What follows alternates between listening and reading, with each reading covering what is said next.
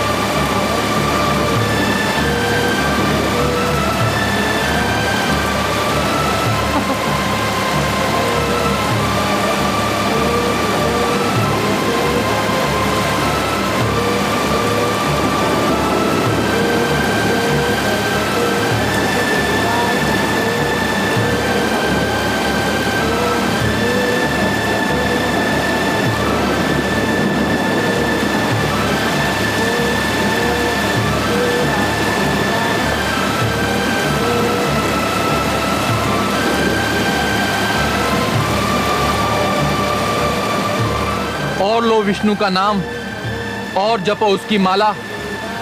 अरे छोटे से छोकरे, तेरी माता ने तुझे तेरे पिता के प्रकोप से तो बचा लिया, पर मेरे प्रकोप से तुझे कौन बचाएगा?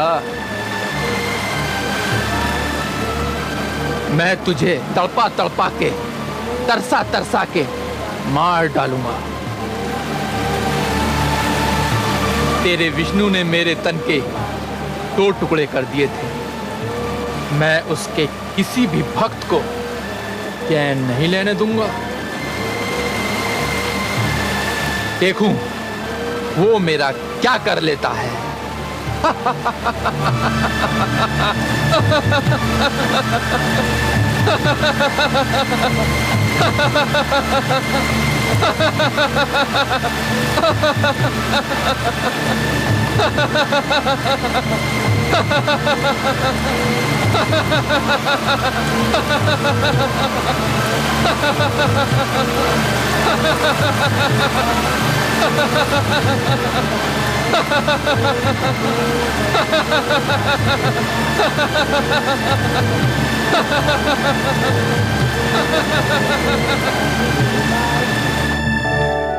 देखा आपने कमल नयन, स्वरभानु आपकी शक्ति को ललकार रहा है।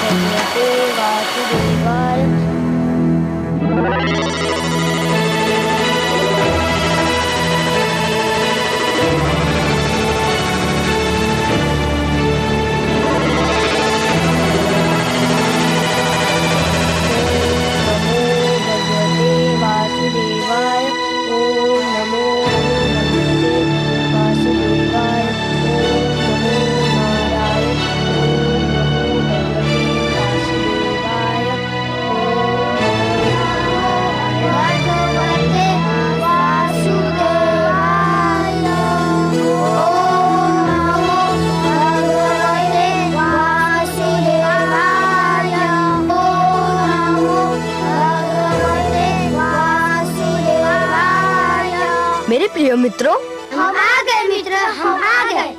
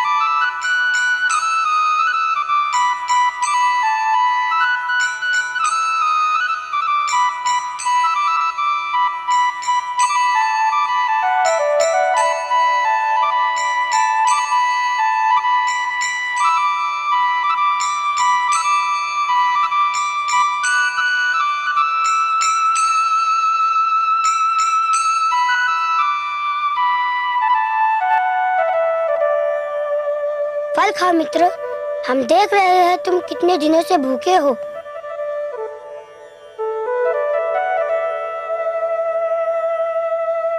रुक क्यों गए, खाओ ना। नहीं मित्र, मैं ना खा सकूंगा। क्यों? मैं जानता हूँ कि मेरे राजभवन छोड़ने के उपरांत मेरे माता ने भी आज तक भोजन को हाथ न लगाया होगा।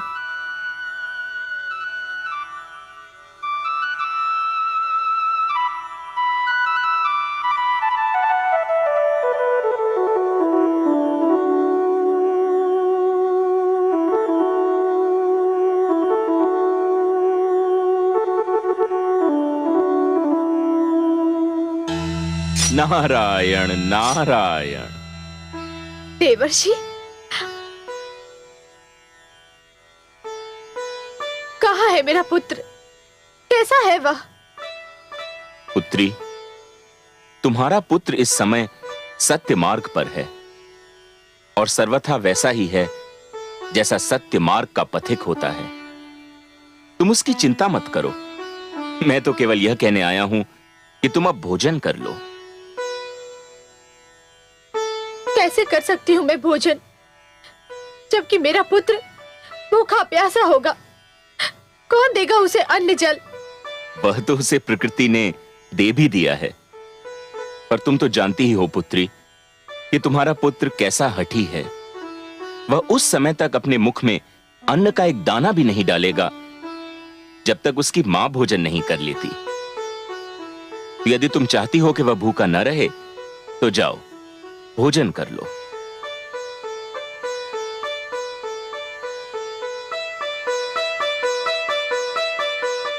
आयुष्मान भव। नारायण नारायण।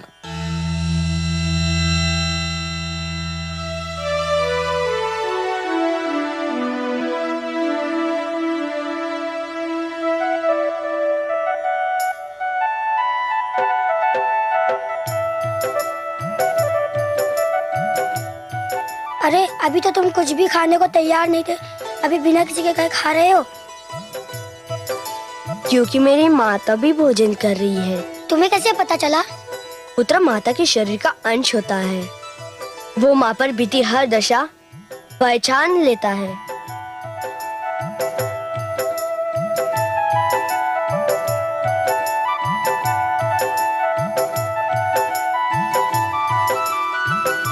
धन्यवाद मित्रों, तुमने आकर बहुत उपकार किया। अब हम तुम्हारे संग ही रहेंगे। फिर तुम्हारी शिक्षा का क्या होगा? नहीं चाहिए हमें वो शिक्षा जो वहाँ दी जाती है। परंतु ये भी सोचा है, तुम्हारे इस प्रकार गुरुकुल से चले आने के कारण हमारे गुरुजन शंडा और अमर का क्या होगा? हम क्या जाने, हमें इसकी चिंता भी नहीं है। नहीं मित्रों, यह तो कोरा स्वार्थ है। गुरु चाहे जैसा हो, गुरु है, आदर के योग्य है। गुरु तो पिता समान होता है, ईश्वर समान होता है। गुरु को शिष्य के कारण कष्ट झेलना पड़े तो ईश्वर शिष्य को कभी क्षमा नहीं करता। तुम लोगों के भागाने से महाराज हिरण्यकश्यपु अपना सारा क्रोध हमारे प्रिय गुरुजन पर उतारेंगे, और उसके लिए ना मैं तुमको क्षमा करूंगा ना अपने आप को। हम तुम्हारे पास इसलिए आए हैं कि तुम्हें कष्ट ना हो, तुम स्वयं को अकेला ना समझो। तुम्हारे आने से मुझे ज्ञात हो गया कि अब मैं अकेला नहीं हूँ। पर यदि तुम गुरुकुल ना लौटे तो मुझे बहुत दुख होगा। यदि मुझे सुख देना चाहते हो तो जाओ, गुरुकुल लौट जाओ। मैं तुमसे वहीं आकर मिलूंगा।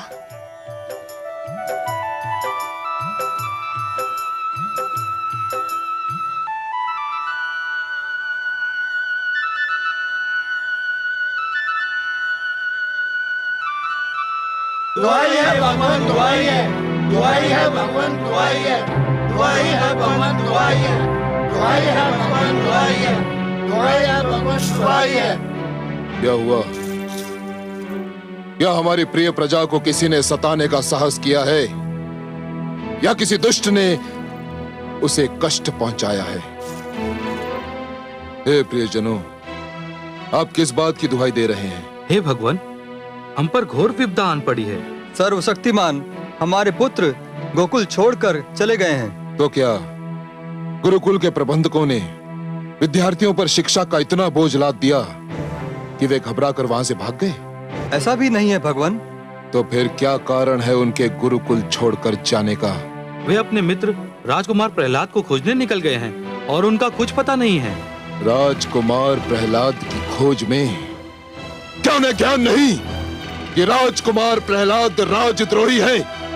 क्या उन्हें ज्ञान नहीं कि जो भी इसका साथ देगा वो मेरी दृष्टि में अपराधी है? तब तो उन्हें इस अपराध का दंड अवश्य मिलेगा। दंड साधारण भूल के लिए दिया जाता है भगवान। इन बालकों ने जो किया है वो भूल नहीं है, अपराध नहीं है, खुला विद्रोह है। उन्होंने असुर गुरुकुल के समस्त शिक्षा के विधान को व्यर्थ और अर्थहीन घोषित कर दिया है। उन्होंने आपके प्रभुत्व और ईश्वर रत्न के आगे प्रश्न चिन्ह लगा दिया है। स्पष्ट वर्णन करो स्वर भानु। हे सर्वशक्तिमान, आज हर ओर यही चर्चा है।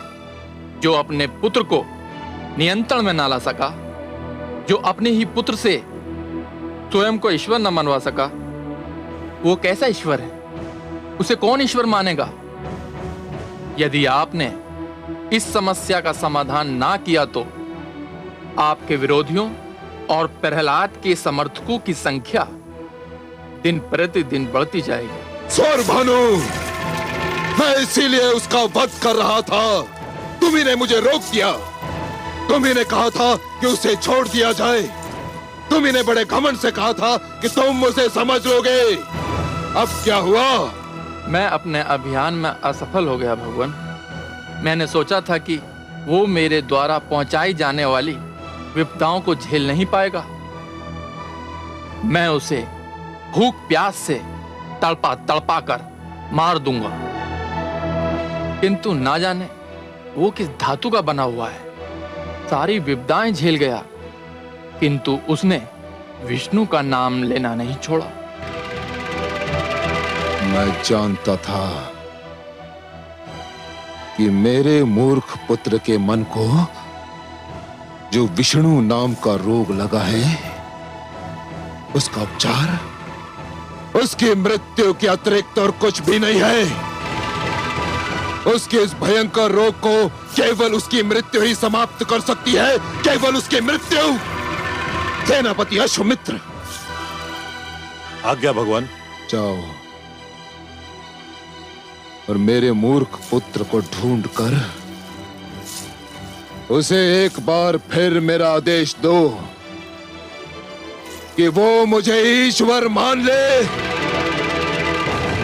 मुझे ईश्वर। और यदि इस बार भी वो ना माने तो उसे रस्सियों से बांधकर किसी ऊंचे पर्वत के शिखर पर ले जाओ और उसे वहां से इतने बलपूर्वक नीचे फेंको कि उसकी हड्डियां चूर चूर हो जाएं। जाओ। आपकी आज्ञा का पालन होगा। किंतु हे सर्वशक्तिमान, मुझे कुछ पता नहीं कि राजकुमार प्रहलाद कहां होंगे, कहां मिलेंगे। मैं उन्हें ढूंढूं तो कहां ढूंढूं? मैं जानता हूं कि वो कहां है। सेनापति, मेरे साथ आओ, मैं तुम्हारा मार्गदर्शन करूंगा।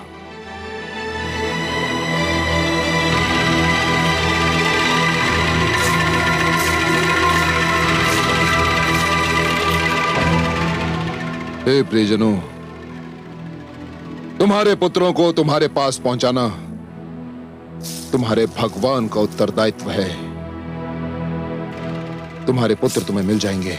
भगवान हिरण्यकशिपु की, भगवान हिरण्यकशिपु की, भगवान हिरण्यकशिपु की, भगवान हिरण्यकशिपु की, भगवान हिरण्यकशिपु की, भगवान हिरण्यकशिपु की, भगवान हिरण्यकशिपु की, भगवान हिरण्यकशिपु की।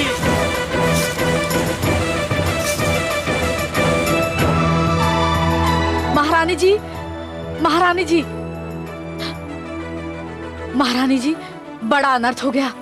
क्या हुआ? राजकुमार प्रहलाद के लिए मृत्युदंड की घोषणा कर दी गई है। क्या?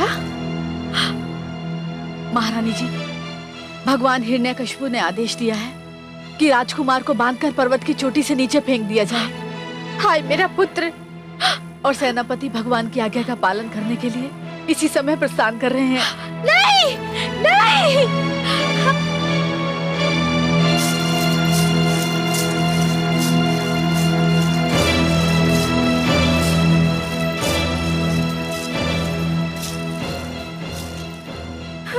चलो सारथी। ठहर जाओ, तुम लोग मेरे पुत्र का वध नहीं कर सकते। हम विवश हैं महारानी, हमें अपने भगवान की आज्ञा का पालन करना ही होगा। आप हट जाइए। नहीं हटूंगी। तुम्हारा ये रथ मेरे शरीर को कुचल कर यहाँ से आगे बढ़ सकता है। हट जाइए, हट जाइए, हट जाइए। अश्वमित्र के मार्ग से हट जाइए महारानी। नहीं महाराज, मेरे पुत्र पर दया कीजिए, उसे क्षमा कर दीजिए। उसे आपने अपने राजभवन से तो निकाल ही दिया है, आप उसे अपनी दीनहीन दशा पर छोड़ दीजिए महाराज, उसे क्षमा कर दीजिए। नहीं, कदापि नहीं महारानी। उसे छोड़ना अपने ईश्वरत से हाथ धोना होगा। नहीं, आप हट जाएं। नहीं, महारानी को राजभवन ले जाओ। नहीं महाराज, मेरे पुत्र को क्षमा कर दीजिए। नहीं महाराज, क्षमा कर दीजिए उसे, क्षमा कर दीजिए। अश्वमित्र, आज्ञा का पालन हो। जो आज्ञा भगवान। चलो सारथी।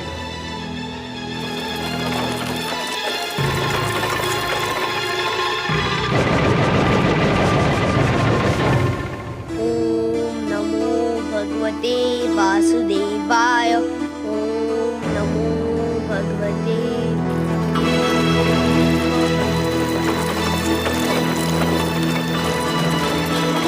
ओम नमो भगवते वासुदेवाय।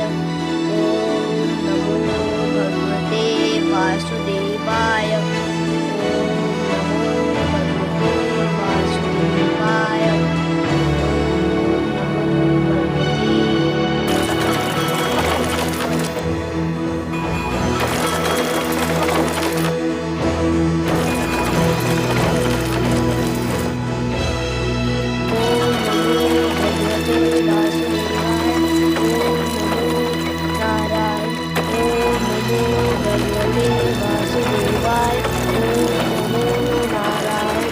ओम नमो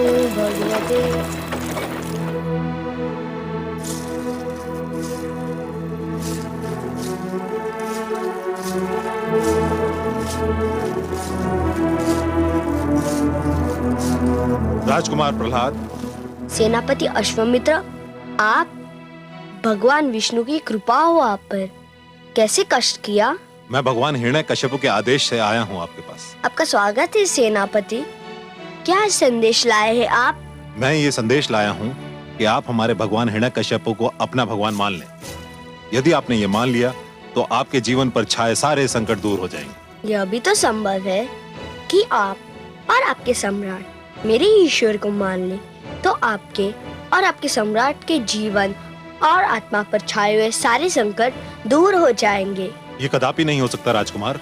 हे सेनापति, आप अपने लिए जो कहने और सोचने की स्वतंत्रता दिखा रहे हैं, वह स्वतंत्रता को मेरे लिए उचित नहीं समझते?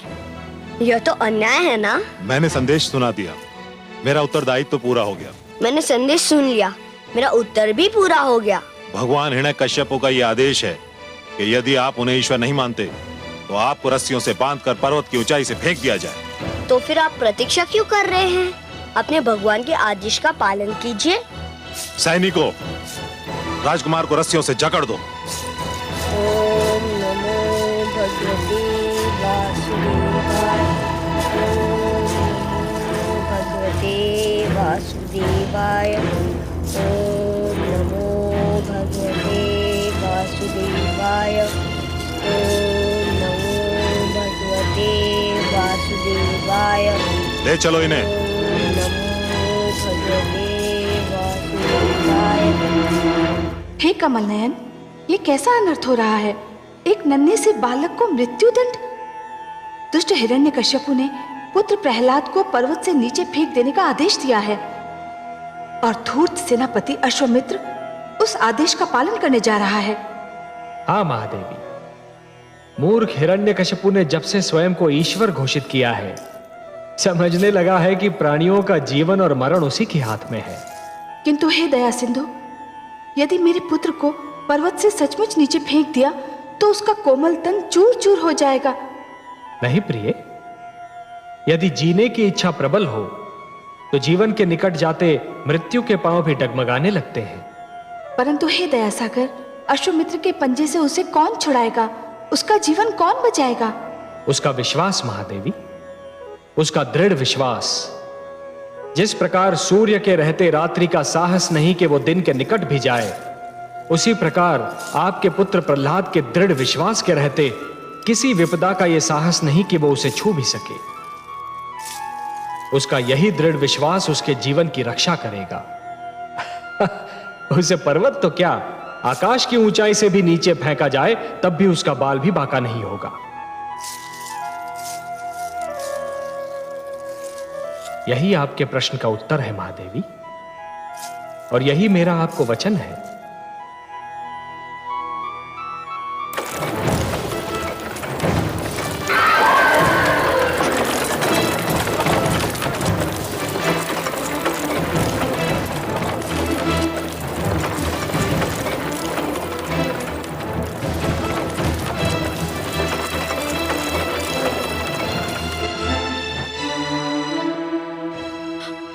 विष्णु, अब तुम ही कुछ करो।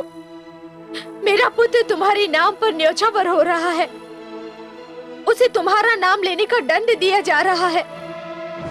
मैं क्या करूं? क्या करूं मैं? नारायण नारायण। हे देवर्षि, मैं क्या करूं? मेरे लक्ष्मीपति को पुकारो, उनसे सहायता मांगो। मैं कहां जाकर उन्हें पुकारूं? मेरे स्वामी ने तो उनके सारे मंदिर ध्वस्त कर दिए हैं। मैं कहां जाकर विष्णु से अपने पुत्र का जीवन बचाने की मांग करूं? पुत्री, मेरे लक्ष्मी नारायण को पुकारने के लिए किसी मंदिर में जाने की आवश्यकता नहीं है। वे तो सर्वव्यापक हैं, हर ओर रमते हैं, हर कण में बसते हैं। तुम्हारे पति ने यदि मूर्खतावश उनके मंदिर उजाड़ भी दिए हैं, तो भी एक मंदिर तो ऐसा है ही जिसे कोई नहीं उजाड़ सकता। कहां है वह मंदिर देवर्षि? तुम्हारे मन में पुत्री। मन का मंदिर तो मेरे नारायण का सबसे प्रिय बसेरा है। उन्हें यही मंदिर प्रिय है। निराश मत हो पुत्री, उन्हें अपने मन से पुकारो, वो तुम्हारी पुकार अवश्य सुन लेंगे। नारायण नारायण। हे लक्ष्मीपति, हे दया निधान, हे कृपा सागर, मेरे पुत्र अपने भक्त प्रहलाद की रक्षा करो। ओम नमो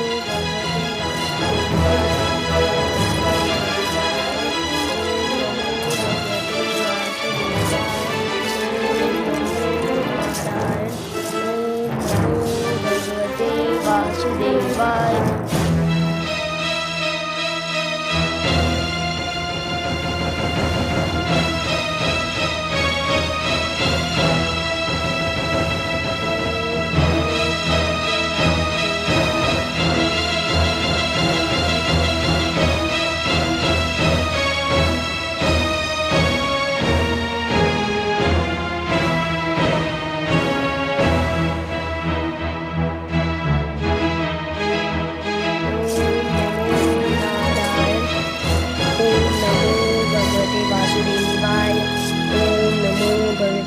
राजकुमार प्रहलाद, मैं आपसे अंतिम बार पूछता हूँ, आप हमारे भगवान हिरण्यकश्यप को अपना ईश्वर मानते हैं या नहीं? हे सेनापति अश्वामित्र, मैं तुम्हारे इस प्रश्न का उत्तर एक बार नहीं अनेकों बार दे चुका हूँ और फिर देता हूँ। नहीं, एक बार नहीं, सहस्र बार देता हूँ। नहीं नहीं नहीं। सैनिकों, ओम नमो भगवते नीचे फेंक दिया जाए इसे।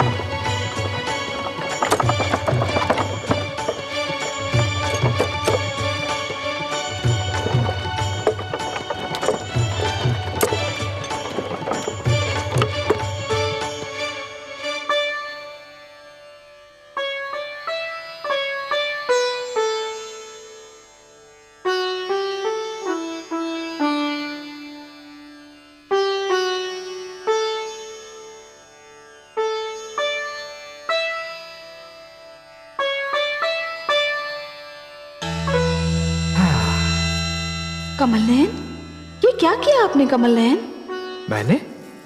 मैंने क्या किया देवी? आप ही की इच्छा थी कि आपके पुत्र प्रहलाद के प्राणों की रक्षा की जाए। मैंने सदा की भांति आपकी इच्छा का आदर किया, उसके प्राणों की रक्षा की। मैं तो ये समझ रहा था कि इस दृश्य को देखकर आप प्रसन्न हो रही होंगी।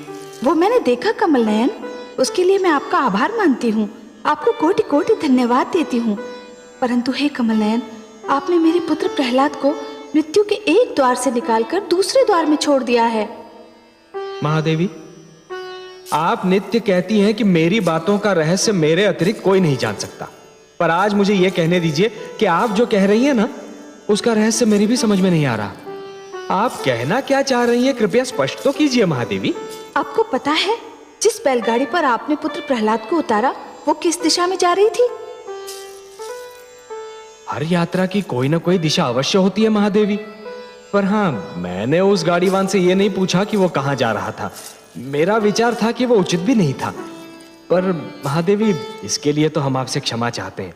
आपको पता है वो कहां गया? जानती हूँ कमल नयन, इसीलिए तो मुझे घबराहट हो रही है। क्यों?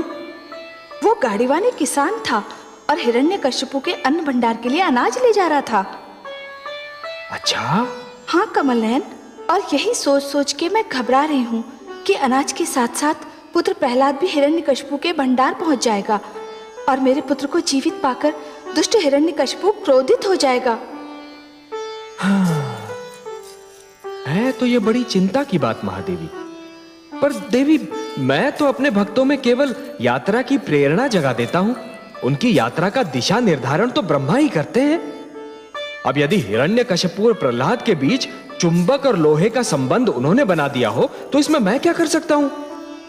जिस प्रकार चुंबक लोहे को आकर्षित किए बिना नहीं रह सकता और जिस प्रकार लोहा चुंबक के आकर्षण से पीछा नहीं छुड़ा सकता, उसी प्रकार हिरण्यकशिपु और प्रहलाद भी एक दूसरे से पीछा छुड़ाने में असफल हो रहे हैं।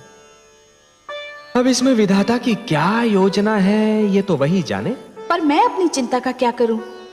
मैं भी तो अपनी चिंताओं से पीछा नहीं छुड़ा पा रही।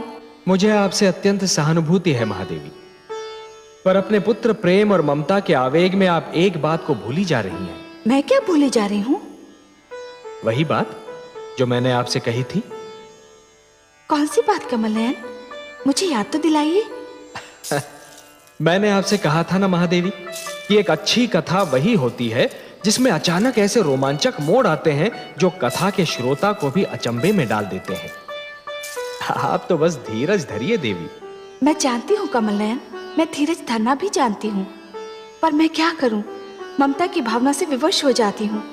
ध्रुव के पश्चात इस पुत्र प्रहलाद ने मेरी ममता की भावना पर संपूर्ण अधिकार कर लिया है। आपकी इसी प्रेम भावना ने तो मुझे भी आपके प्रेम बंधन में जकड़ लिया है देवी।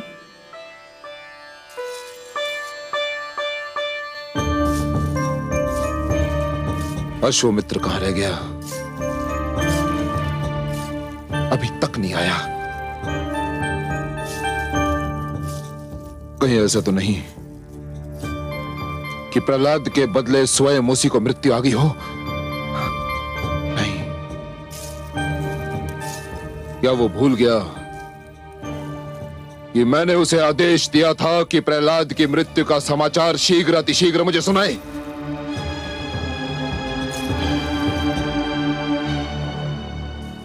अब आप क्या सोच रही हैं महारानी?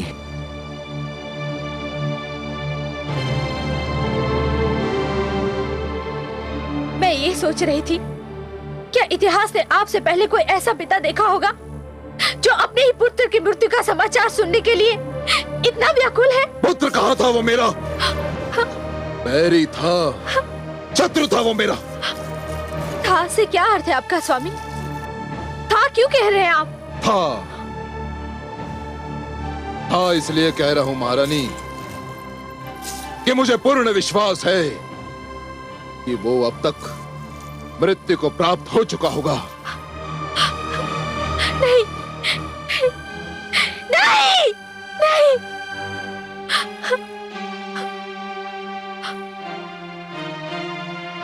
आप तो ईश्वर हैं। ईश्वर तो अंतर्यामी होता है। आपको तो पहले से ये ज्ञात हो जाना चाहिए था। महारानी, भगवान हिरण्यकश्यप की जय हो।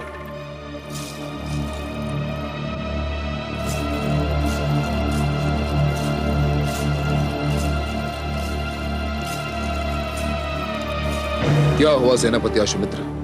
भगवान, मैंने आपके आदेश का पालन कर दिया। शुभ समाचार, अत्यंत शुभ समाचार। मुझे पूरा वृत्तांत सुनाओ। राजकुमार प्रहलाद ने इस बार भी आपको ईश्वर मानने का विरोध किया। फिर तुमने क्या किया? मेरे आदेश पर सैनिकों ने उसे रस्सियों से जकड़ दिया। फिर उसे एक ऊंचे पर्वत की चोटी पर ले गए भगवान। फिर उन्हें उस ऊंचे पर्वत की चोटी से फेंक दिया गया भगवान। सुंदर, अति सुंदर। तो अंततः वो दुष्ट मृत्यु को प्राप्त हुआ? हमारा यही विचार है भगवान। विचार है? अर्थात तुमने उसका मृतक शरीर अपनी आंखों से नहीं देखा? नहीं भगवान। क्यों? जहां से राजकुमार प्रहलाद को हमने फेंका था, वहां से पृथ्वी इतनी दूर थी कि कुछ समय तक तो हमें दिखाई देते रहे, किंतु फिर एक बिंदु के समान दृष्टि से ओझल हो गए। भगवान, हमें विश्वास है कि पृथ्वी तक पहुंचते पहुंचते उनका शरीर चूर चूर हो चुका होगा। हत्यारों! तुम सब हत्यारे हो। तुम सब ने मिलकर मेरे पुत्र की हत्या की है। हत्या की है मेरे पुत्र की। महारानी, आप अपने कक्ष में जाइए। तुम सब ने मेरे पुत्र की हत्या की है। महारानी, आप अपने कक्ष में जाइए। हत्यारे हो तुम। जाइए।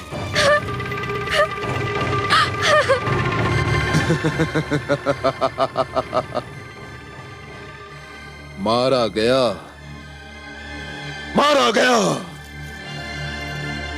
मेरा बैरी और विष्णु का अंतिम भक्त भी मारा गया। अश्वमित्र, सारे राज्य में घोषणा कर दो कि मैंने अपने पुत्र को राजद्रोह के अपराध में मृत्यु दंड दे दिया।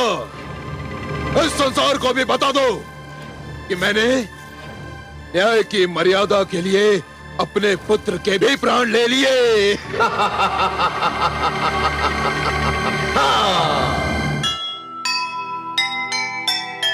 जिसकी रक्षा का लिया खुद भगवन ने भार, उसको मारे क्या भला यह बैरी संसार। यश अपयश जीवन में